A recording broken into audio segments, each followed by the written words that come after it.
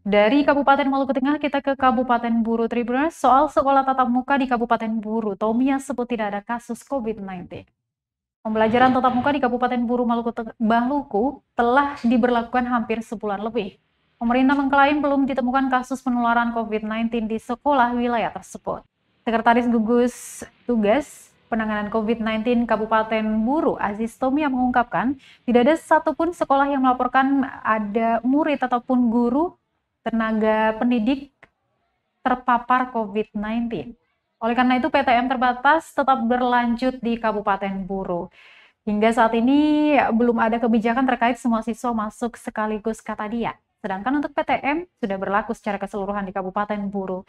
Dia berharap dengan angka kasus COVID-19 tidak terjadi khususnya di sekolah.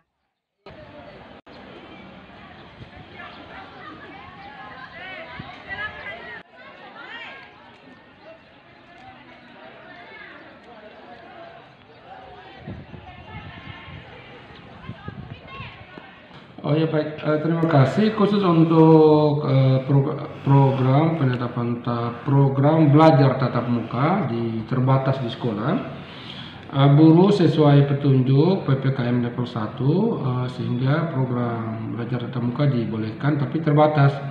Ya kita bagi dalam shift, satu kelas itu 50-50%. Sampai saat ini masih tetap sama, belum ada kebijakan untuk siswa-siswa itu masuk full. Nah, terkait dengan kasus klaster sekolah misalnya, sampai dengan saat ini alhamdulillah belum ditemukan dan kami berharap kasus COVID di tingkat sekolah ini tidak ada. Oleh karenanya kami selalu menginstruksikan kepada Dinas Pendidikan untuk melakukan pengawasan secara ketat terkait dengan penerapan prokes di sekolah, sehingga tidak ada klaster baru khusus di dunia pendidikan.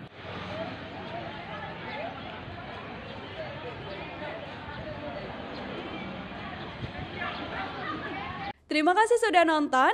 Jangan lupa like, subscribe, dan share ya.